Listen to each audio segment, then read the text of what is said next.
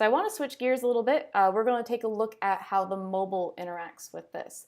So most of the time we're not at our computers. We're either at a meeting or we're in the car, at the grocery store. We're using our mobile devices more and more than our computers, especially when it comes to productivity. Now, you don't have to use an iPad for a lot of these apps. You can use, whether it's an Android device or an iPhone or maybe a Samsung, whatever works for you. As long as it's a mobile device, these apps should work for you.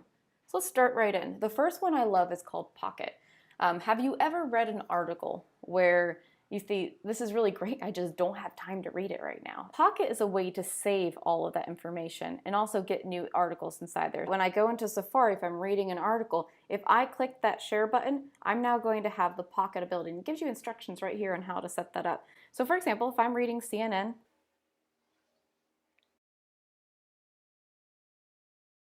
and I want to read this later, I think it's interesting, so I'm going to click on the share button here. I might even have it already in here.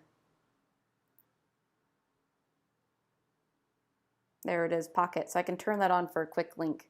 So now you'll see that Pocket icon. I click on that and it automatically saves it for me for later. So if I click back on Pocket, I can see my list of articles that I've already added. And I can also get articles that they think, based on what I've saved, would interest me. So here's my frog article for later. What's great about this is it saves it offline. So I don't have to have internet connectivity. I use this a lot, especially before flights, because I need to have internet content for me to read, specifically if it's like 3 or 6 hours on a plane and I don't want to pay for the Wi-Fi. I can go ahead, click here, read that same article in a nice clean interface. And I can even change things like the font. And I want to put a sepia background so I can sleep, and I want to increase the font because I'm a little bit blind.